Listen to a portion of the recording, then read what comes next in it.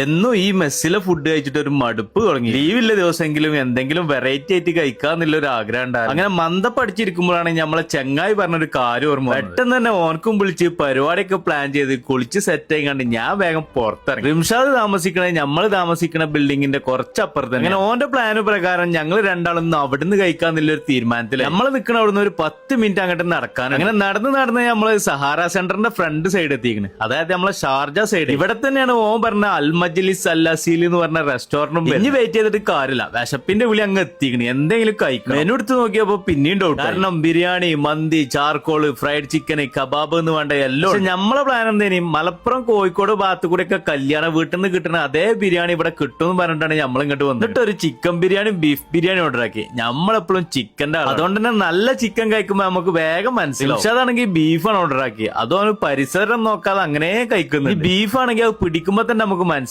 നല്ല juicy and soft ആണ് കേട്ടോ. പിന്നെ ബിരിയാണിന്റെ ഒപ്പം വരെ തരുന്ന ഒരു അച്ചാർ, ഇതും കൂട്ടിയാണ്ട് ആ ബിരിയാണി മിക്സ് ചെയ്താണ്ട് കഴിക്കുമ്പോണ്ടല്ലോ ശരിക്കും നമ്മളെ കല്യാണ വീട്ടിൽ നിന്നൊക്കെ കഴിക്കുന്ന സെയിം ബിരിയാണി. ബിരിയാണി കഴിഞ്ഞപ്പോ നമ്മള് പിന്നെ കുറച്ച് അലീസി ഓർഡർ ആക്കി. ഇത് കഴിക്കാൻ നിങ്ങൾ പ്ലാൻ ചെയ്യുന്നുണ്ടെങ്കിൽ ഇവിടെ വന്നുകൊണ്ട് തന്നെ മസ്റ്റ് ട്രൈ ചെയ്യും. വേറെ പലയിടത്തുനിന്ന് കഴിച്ചിട്ടുണ്ടെങ്കിലും ഇതിന്റെ ടേസ്റ്റ് നമ്മളെ നാവുന്നാണ് പോകും. ആ ബിരിയാണിന്റെ പുറത്ത് ഈ അലീസിയും കൂടി തീർക്കണം എന്നുണ്ടെങ്കിൽ അതിന്റെ ടേസ്റ്റ് കൊണ്ട് തന്നെ എല്ലാം കഴിച്ചു കഴിഞ്ഞിട്ടാണ് ഓല് പറയുന്നത് നല്ല ഹൈദരാബാദി ബിരിയാണി, നല്ല കിടിലം പോലത്തെ പുലാവും ഉണ്ട്. എന്നായിക്കോട്ടെ, നമുക്ക് അടുത്ത ലീവിന്റെ ഇത് വന്നാണ്ടും കഴിക്കാന്നുണ്ട്. ഈ ഒരു ഈവനിങ് സമയത്തൊക്കെ വന്നാണ്ട് ലേറ്റ് ആയിട്ട് ഒരു ചായ ഒക്കെ കുടിക്കാന്നുള്ള പ്ലാൻ ആണെങ്കിൽ ഉണ്ടല്ലോ ഒരു 30-35 ഐറ്റംസിന്റെ മേലക്കുള്ള പലഹാരങ്ങളും ഇവിടെ. അതുപോലെ തന്നെ ഈ വീക്കെൻഡിലൊക്കെ നല്ല കോംബോ ഓഫറുകൾ ഇവിടെ കൊടുക്കുന്നുണ്ട് കേട്ടോ. അങ്ങനെ തിരിച്ചു പോരാൻ നിൽക്കുമ്പോഴാണ് ഷവർമ ഷെയ്ക്ക് എന്ന് പറഞ്ഞ ഒരു സാധനം കൊണ്ടുവന്നത്. ഷവർമ തന്നെയാണ്, പക്ഷെ ഒരു വെറൈറ്റി ടേസ്റ്റും വെറൈറ്റി ആയിട്ടുള്ള ഒരു മേക്കിങ്ങും. കഴിച്ചു തുടങ്ങിയപ്പോ പിന്നെ ഓൻ അവിടെ ഇരുന്നു. അപ്പൊ ലൊക്കേഷൻ മറക്കണ്ട, സഹാറ സെന്ററിന്റെ ഫ്രണ്ട് ഷാർജ സൈഡിലെ കിടിലം ഫുഡാട്ടോ. അപ്പൊ ഇതും ശുഭം.